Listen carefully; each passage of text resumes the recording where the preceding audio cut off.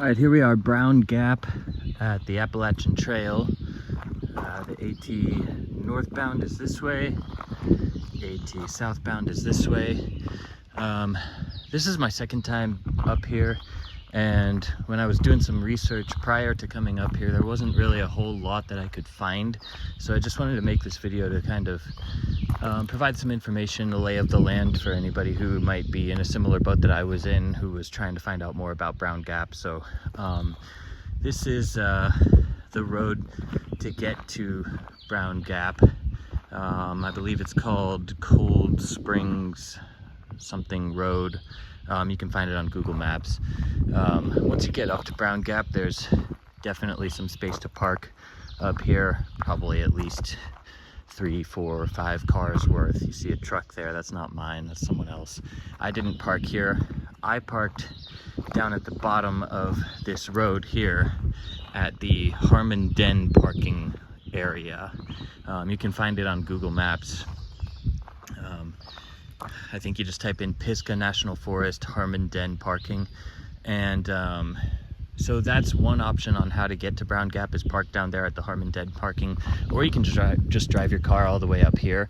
I will say, if you do what I did, which is park at Harmon Den and then hike your way up this road is extremely steep. It's about 1.2 miles from the parking lot to here at Brown Gap, and then once you go, if you're going northbound on the AT, it's super steep for the first probably mile section up there. So a lot of climbing required if you do go that route. Like I said, you could park here if you want, so that's certainly an option. Just keep in mind though that this road here, Cold Springs, whatever road it's called, is, like I say, it's super steep. It's also the first time that I came up here, I tried to drive all the way up here to Brown Gap, but there was a tree that was blocking the road, so I couldn't come up here. So I just parked at Harmon Den. And then this time I just parked at Harmon Den. I didn't even try to park here at Brown Gap. But when I was hiking up this road to get here, there was a tree down. It wasn't on the road. It was like maybe 10 feet off the ground, kind of just going across the road. So you probably could, well, obviously you could fit a truck or a car or an SUV underneath it, since this guy got here, assuming he took that way.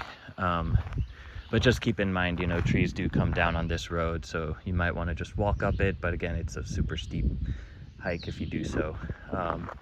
This is the Sobo AT section. I've never been on it. I'm about to go on it just to check it out for a little bit before I go back down to my car. But like I said, the Nobo section is very steep, but that shouldn't come as a surprise to anybody who's familiar with the AT, since obviously there's a lot of steep sections.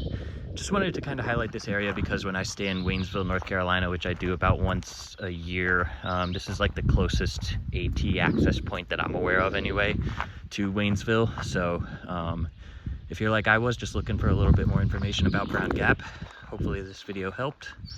And yeah, hope you enjoyed.